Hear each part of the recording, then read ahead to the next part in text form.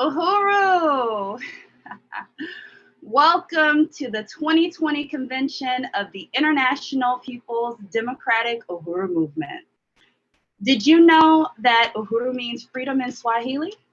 That's right. Did you also know that the International People's Democratic Uhuru Movement, or as we call it, MPDUM, was established in 1991 in Chicago, Illinois? Yeah, it was formed by the African People's Socialist Party, led by Chairman Omali Yeshitela, to defend the African working class against the onslaught of U.S. counterinsurgency, with the primary goal of bringing Africans into greater political life. For almost 30 years, MPDUM has fought courageously for the African community. Now located in 3 continents around the world, MPDUM has always demanded reparations, state power, and self-government for African people worldwide. We know that the politicians in the City Hall and the White House will never fight for Black power to the African community. MPDUM also knows that it takes a revolutionary organization to protect and defend our own, wherever we may be, whoever we may be. We say that self-determination is the highest form of democracy. Uhuru. My name is Jana Lumumba, your host and MC for today, and this year's convention theme is Build the African Nation. 100 years later, it's still red, black, and green. Now, let's forward down the road to socialism, the road we've painted black.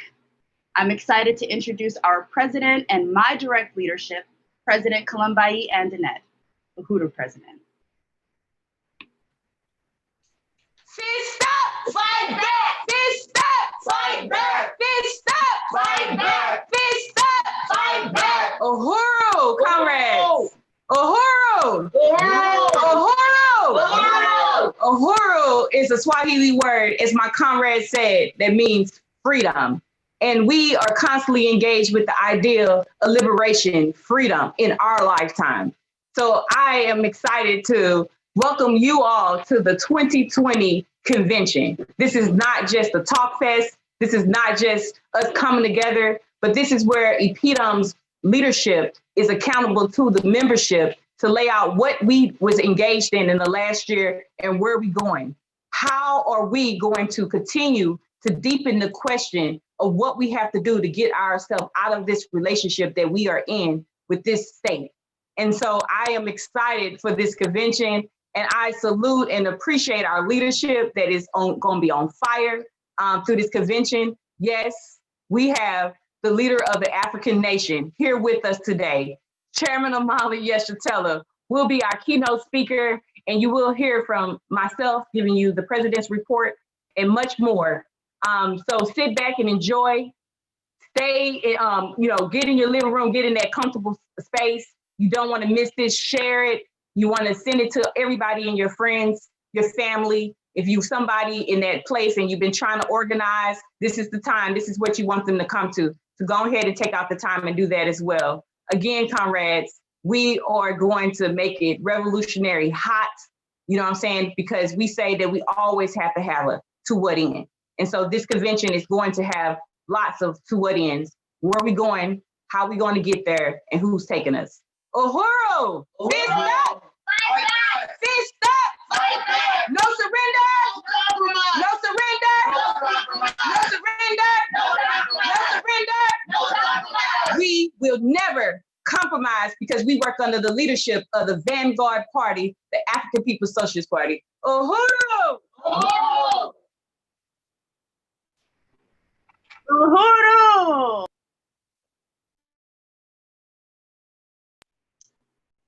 Marcus Garvey's wife, Amy Jacques Garvey, was an excellent writer and speaker, having toured the country with and without her husband as the leader in the UNIA. This year's 2020 NPDUM convention celebrates the 100-year raising of Marcus Garvey's red, black, and green African national flag. So I'm excited to introduce Comrade Michelle Odom, who will be reciting her poem, This Flag of Mine. Comrade Michelle is accompanied by Mayasa Aliyah and Malika Aliyah. Uhuru Michelle.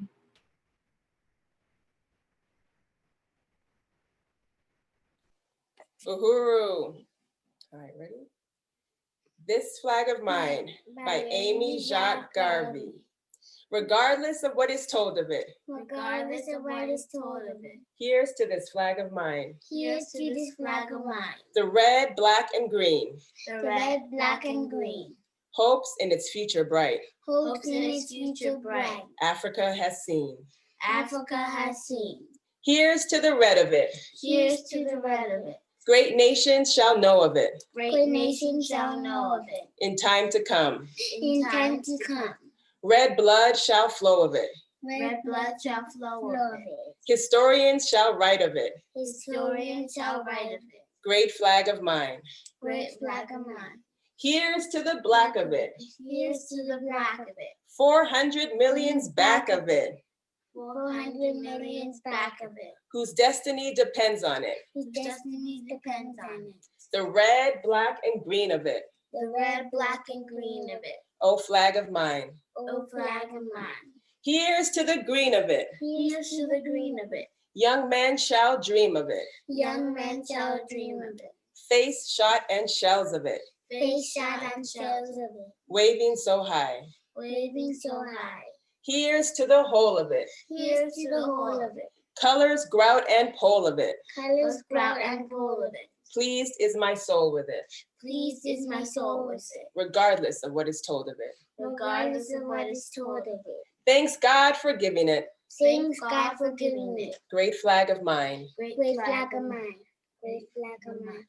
One Africa. One nation. One nation. One Africa. Uhuru. Uhuru. Back to you, Comrade Jennifer. Uhuru, that was such a cute little Uhuru. Now, with the understanding that European identity came at the expense of the exploitation, theft, and genocide of African people, NPDUM reintroduces African identity as the key to our liberation. Let's now prepare for the naming ceremony, led by our chairman, Omali Ishatella, and Secretary General Luwezi Kinshasa. Uhuru, Chairman. Uhuru, I want to thank you, Comrade Jainaba, for the introduction. And I'd like to express my deep and most profound appreciation to President Kalambai Andanet of NPDUM and the entire International Executive Committee and all of the members and attendees of NPDUM in this incredibly significant convention. On yesterday, the convention gave a lot of time to expressions of African culture as it is currently evolving during this era. And the statement that was made just now by Comrade Jainaba recognizes and at least it suggests that African culture does not really exist as such now. It is in the process of being created through the revolutionary process. That the reality is that we live under colonial domination, African people all over the world, and that colonialism negates every aspect of our aspirations, our dreams, and it even stands between us and realization, a complete realization and recognition of our identity. Colonialism denies us an identity that's separate and apart from that of the colonizer. So this issue that we are engaged in today, just as we were on yesterday, is a part of the process of negating colonialism, negating the power of colonialism over our lives. And while there are people who can only understand this question in a very narrow and abstract cultural way, that is to say, they place a lot of emphasis on melanin and they place a lot of emphasis on the drums and the singing and things like that. It is not the melanin nor the drums nor the singing that says who we are and that can say who we are as a colonized people. It is the revolution. It is the struggle to negate the colonial domination of Africa and African people. That is what gives significance to the melanin. It is within this context that the significance of melanin, significance of the drum, the song, the dance, and the movements and everything that is about us achieves the kind of credibility and significance and integrity that must occur. And so what we are talking about now is a process of forwarding the revolution. And we look at the question of African names, that is something that we also see as a part of the process of negating colonialism, negating the influence of the colonizer. And it's also a part of the process of achieving a national culture, a national identity. It's not an identity or a culture that's restricted to a particular location in the African world, a particular ethnic group. And as we would say, and hopefully have, as we have been seeing since this convention has begun, it embraces Africa and African people everywhere. So thank you, Comrade Jainaba. And I just want to say a few things about the significance of African names for African people going into this process of the rebirth or rebirthing of at least two persons from a movement and the renaming. The question of names is very important to African people wherever we're located. Our names connect us with our identity going back many millennia. Our names connect us to our ancestry through a history stemming from the beginning of human consciousness. Our names connect us with our identity going back many millennia. Our names connect us to our ancestry through a history stemming from the beginning of human consciousness. Unlike other animals that do not have consciousness, humans have the ability to name and define ourselves, and choosing our names is one of the most important aspects of self-definition.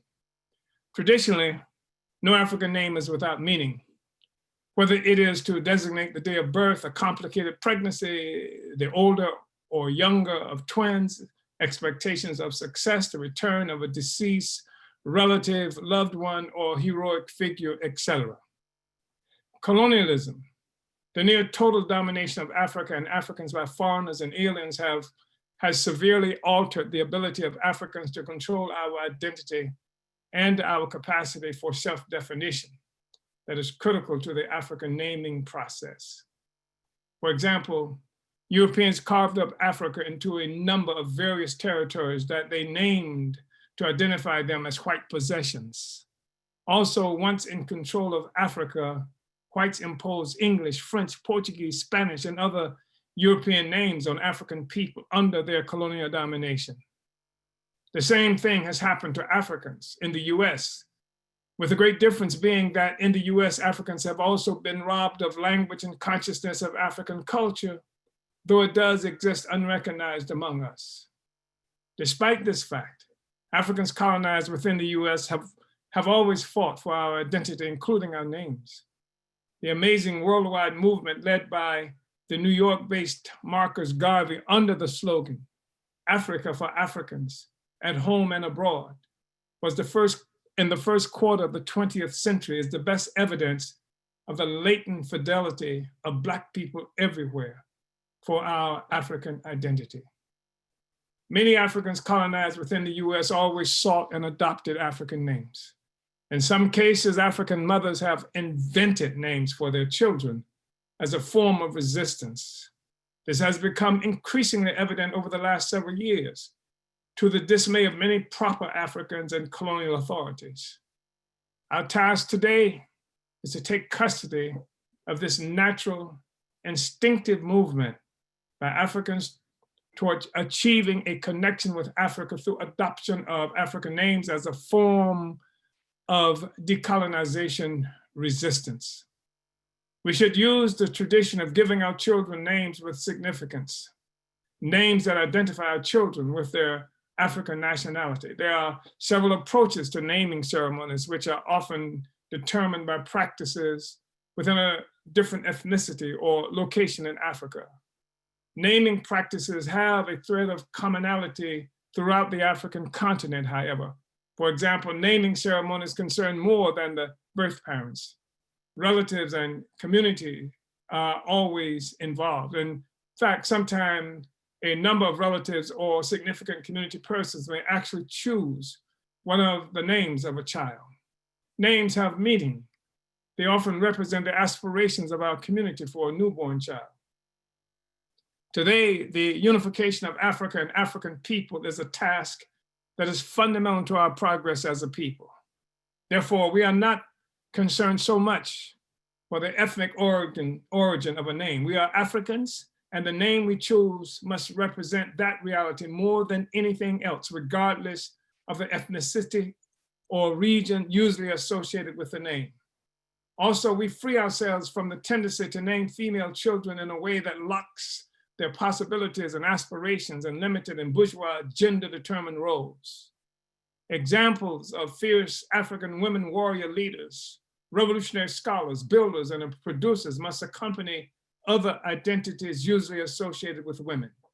This will free women and men from the colonially based assumption that the role of women is so prescribed that they dare not imagine themselves in liberating ways. We should participate in creating a practice of adopting names that speak to our unquenchable aspiration for total liberation and unity. Our names must exemplify joyful resistance and organization. Naming must be viewed as an act of anti-colonial self-determination. The names we choose must predict a future of a free, joyful, creative, and united Africa and African people.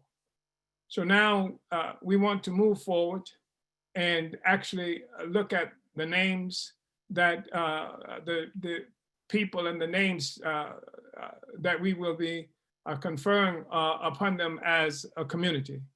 And I want to, first of all, bring forward the persons who will be going through this process. Is Comrade Luezi here yet? I don't see his present. Comrade Luezi Kinshasa, who is the Secretary General of the African Socialist International, plays such a profoundly significant role in this naming process. He is someone who understands in a very serious and revolutionary way, African internationalist way, the significance of African culture, African history, and African names for that matter. So what I would like to do now is to move this forward and identify the names of the persons who will be acquiring the new names associated with their elevation into conscious anti-colonial cultural resistance. So who are we talking about? Can we see that on the screen? Can we move the,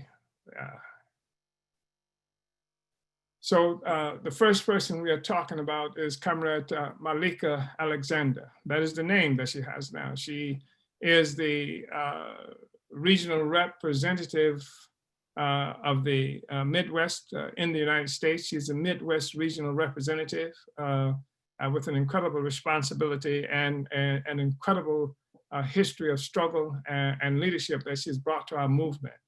And so we want to look at this, and then shall we now look at the names that that we are offering here. And so the name here is Bukechi, which means Malika. We're talking about Bukechi. And this means absolute confidence. And that's in Vili. So it means absolute confidence. That's one of the names that we're talking about. And I think that, so we're looking at Malika Bukechi, absolute confidence, Ngweji, which means a powerful warrior, a person of war in Shiluba.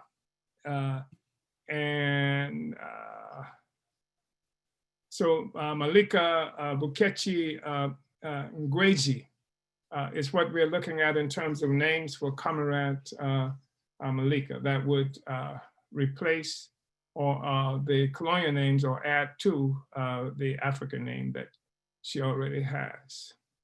So I want to, first of all, get a sense of how you view this name, Comrade Malika. Uhuru Chairman, first of all, I just want to salute you and your leadership, and I just want to say that I love it. I'm actually moved by, you know, the names and what they mean, because I feel like they embody what I feel like my purpose for life is, you know, to be and to do all of that and what I've been striving for. And I know that when people call your name, then they're calling out your possibilities and they're calling out what you're supposed to be. And so as people begin to call me Malika Bukechi, and how do you say the last one? Ngweji. Yes. Yeah. Nueji, then you know it's speaking to all the possibilities and all of the things that I haven't conquered yet, but am going to do within this struggle. And so I love it and I unite with it. Uhuru. Can we look at the next name? And then we'll come back to the village. But here's what we have. We have a situation where names are usually conferred upon children who recently born. Sometimes in some expressions of African culture, depending on region and or ethnicity, one gets a name later in life, gives one an opportunity, the community, village, the elders an opportunity to learn more about the child. So a child may get a name early on upon birth and then may get another name later on. And then there are various other kinds of ceremonies that, depending again on ethnic groups and what have you, that are associated with the naming process. But here we have individuals who are achieving, as we said earlier, names that reflect the resistance, the rejection of colonialism, the attack on colonial culture and colonial domination of African people. It's a name of resistance. So whatever else there is, we know of other people, even some who have been in our movement at different times, who have achieved African names. And that clearly did not live up to anything like resistance. So they actually minimize the significance of the name. They're just words, just like Joe is, or Marvin, as names that Africans sometimes have. They don't have any significance beyond what one is called. Now we are talking about a naming process that is a part of a process, again, of rejecting and fighting against the colonial domination of African people. One person we have here now that we're looking at is Marquise Anderson. And so Marquise Anderson is a brother who has joined this struggle and against colonialism. And a part of his struggle is to acquire a name that reflects the resistance that he is a part of, the revolutionary aspirations that he is a part of, the future of the liberating of and unification of the African nation. So here's Marquise Anderson, and what do we have for Comrade Marquise Anderson? So Marquise, the name we are putting forth is Longi, which means in Kikongo, which is a language spoken in Congo, it means teacher, Longi in Kikongo. And what is, do we have another name here? And Shungu, which means a wise person. This is from Kite Tela, which was the first language of Patrice Lumumba. And it's worth mentioning that Patrice Lumumba, as you can see, Patrice's first name was a European colonizer, colonial name. And I think that part of what all of us are about is elevating, recognizing and taking the aspirations and struggle of Patrice Lumumba to its conclusion of revolutionary fulfillment. And so part of this, what we're doing today, providing Shungu with this name is a part of that process. So let us see the name completely. What names do we have for? So we have Marquise Longi Shungu, Marquise Longi Shungu. Marquise, this is the name that we're offering for you, and this is a name that's based, just as Sister Malika's name is based on how people who know you, who, by the way, were lobbied and spoken to, people who know you and respect you, have put forth, have united with these names that they think are representative of who you are. Comrade Marquise, do you accept this name? Do you think this is definitive in who you are? Yes, absolutely. I definitely unite with the name. I'm a teacher out in Los Angeles, and traditionally I haven't gone by my last name because of the colonial legacy of that. So my students actually call me Mr. Marquise. So it's a pleasure that now I have a name that actually means teacher in African language, as well as Shungu. I'd like to think that I'm wise. I think I've always been said, or my mother used to say that I was wise beyond my years, or that kind of thing. So, and I feel like I'm somebody who really is reflective. So I definitely unite with the name, and also the fact that,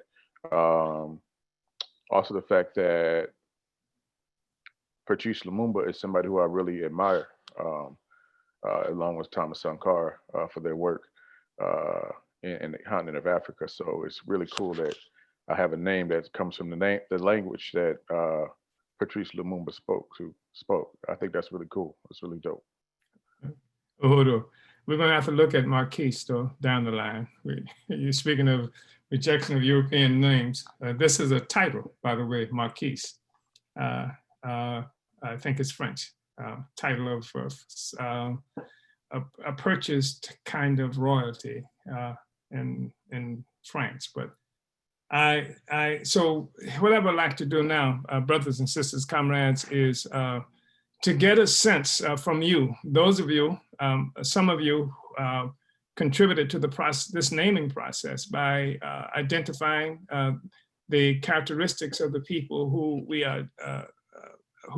have just brought a new name for. And I would like to get a sense of you, the people of this community, this village, of whether or not you think this is appropriate, or whether you would find any objection to the names given to both. Oh, here's Comrade Secretary General Louisi, he's here. Comrade Louisi, if you can hear me.